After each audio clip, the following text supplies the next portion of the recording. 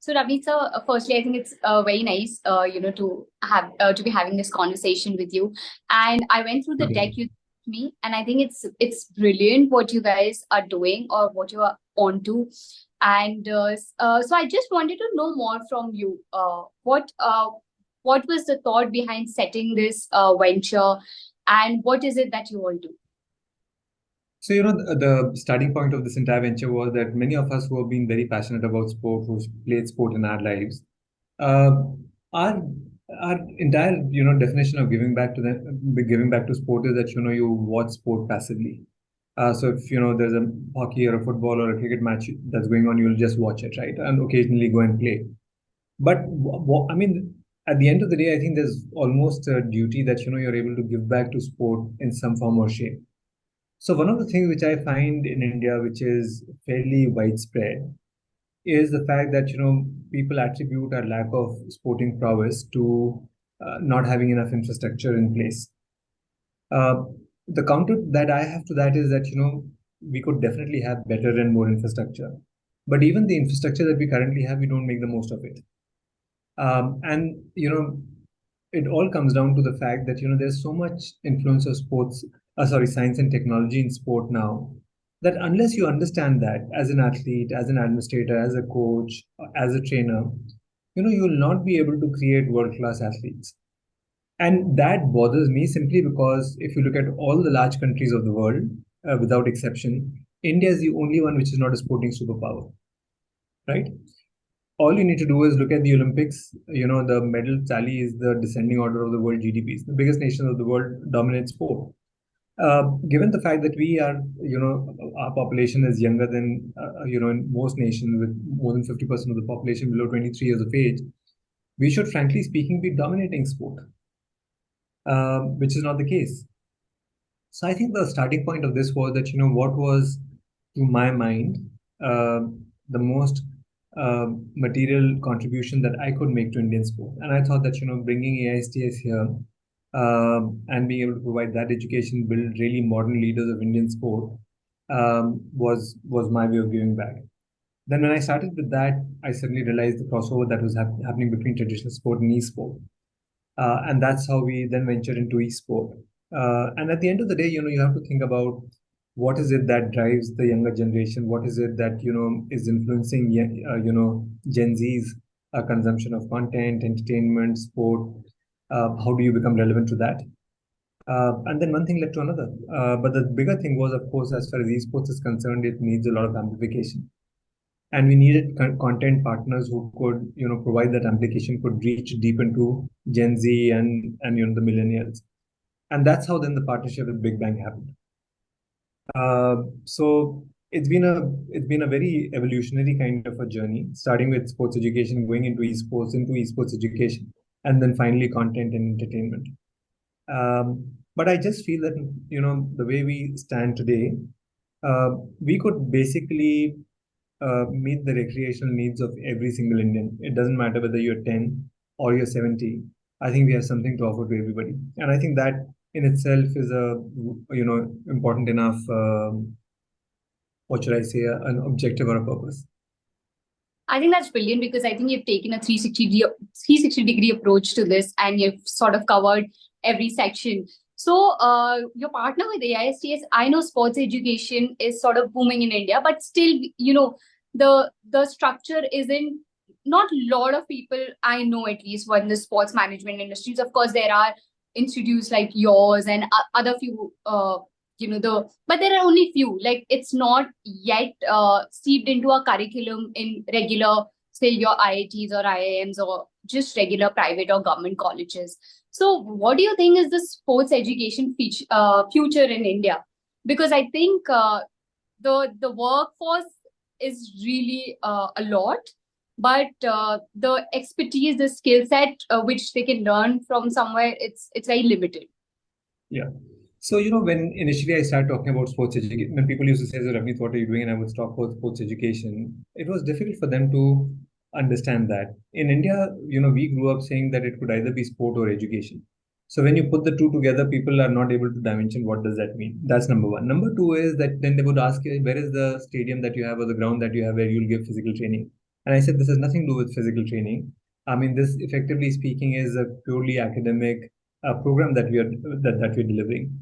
And then to be able to talk about sports science, sports marketing, sports management, sports medicine, sports sociology, sports law, used to come as something completely new to these people.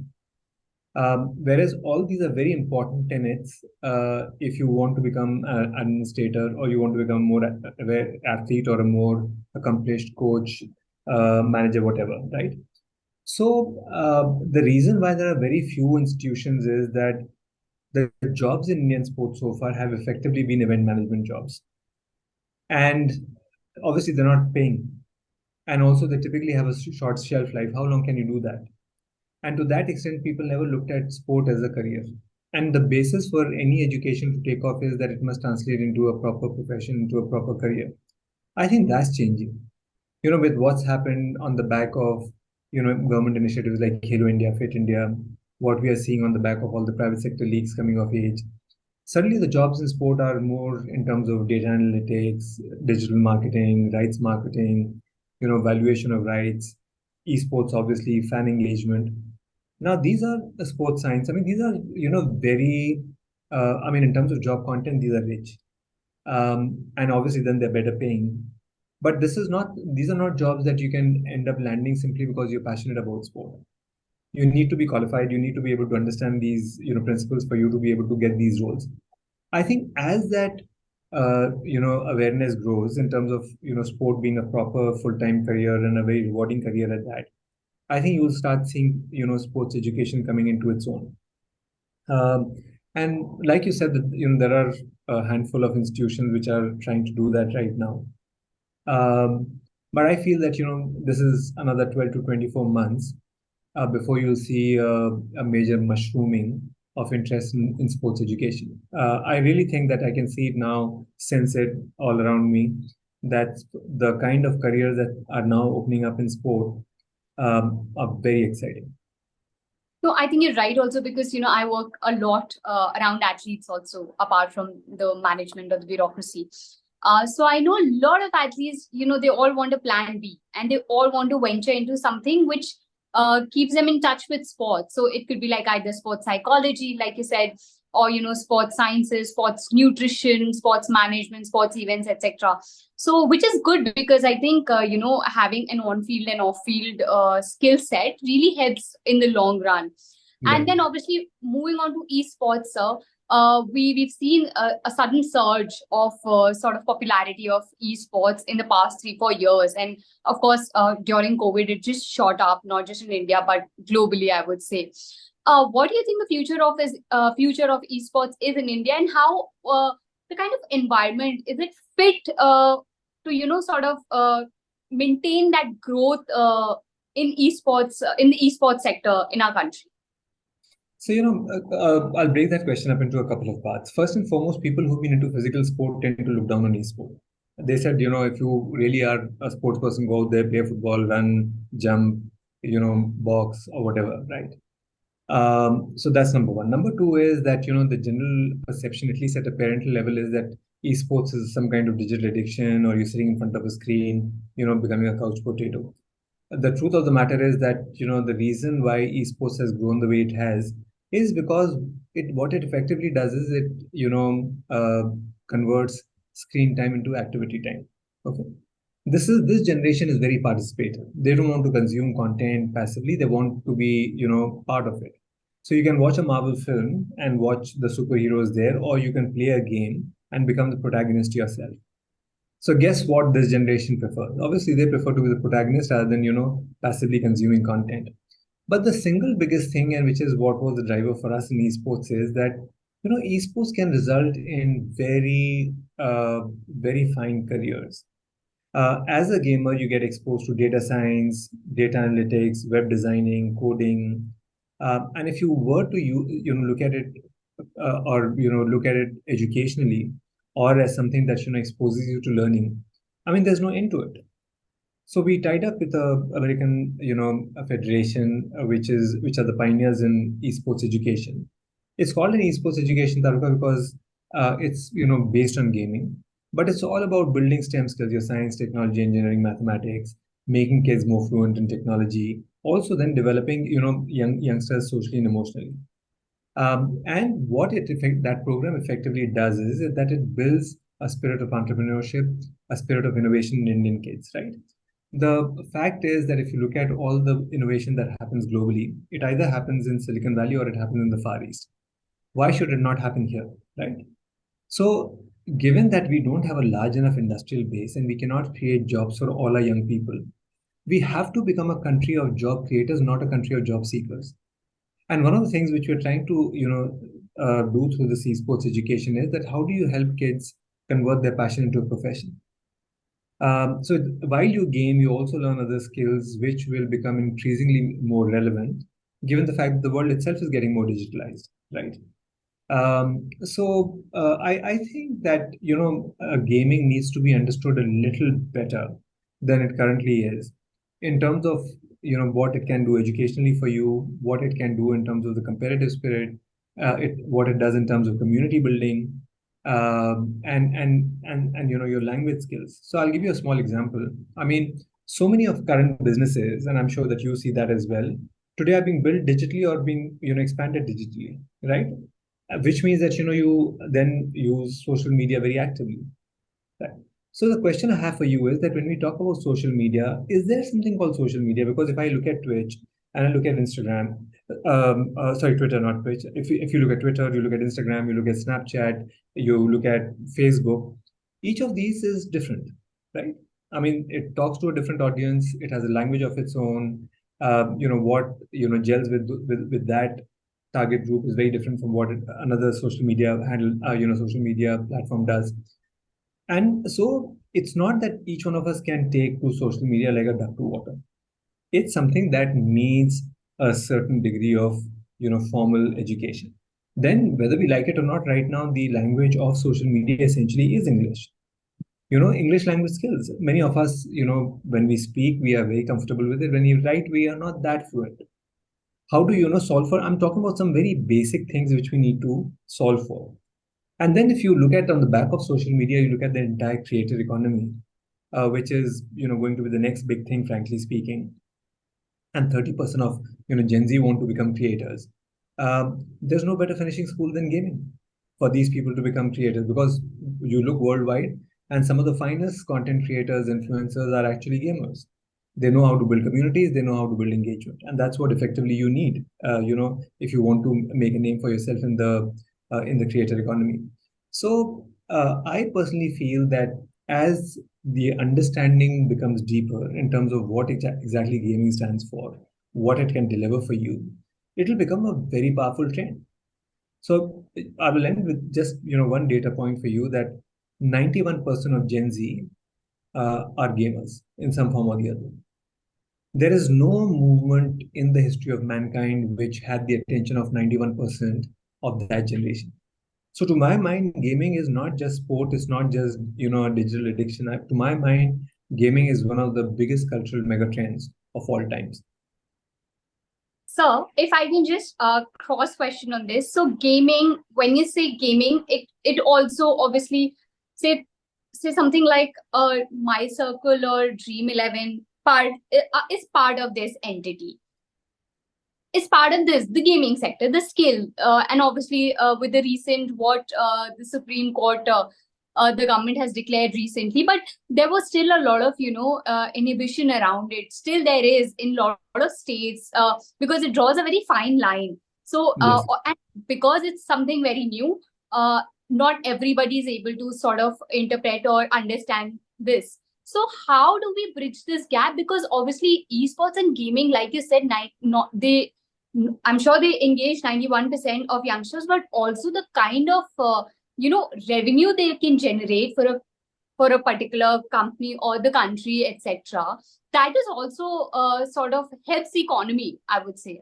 Otherwise, yeah. So if you can just No, tell me. so you're right. So when we talk about so a lot of people use gaming and esports interchangeably when they're not. So when we talk about gaming, I would broadly break up gaming into three parts. So there is the fantasy sports part, which is the one that you talked about. The second is the real money gaming, which is the other casual games, which you can play and on which you can make money if you do well. And then the third aspect of gaming is called esports, which is the more competitive element. And esports is now being seen increasingly as a mainstream sport. So, for instance, it was there in the Asian Games, it's there in the Commonwealth Games.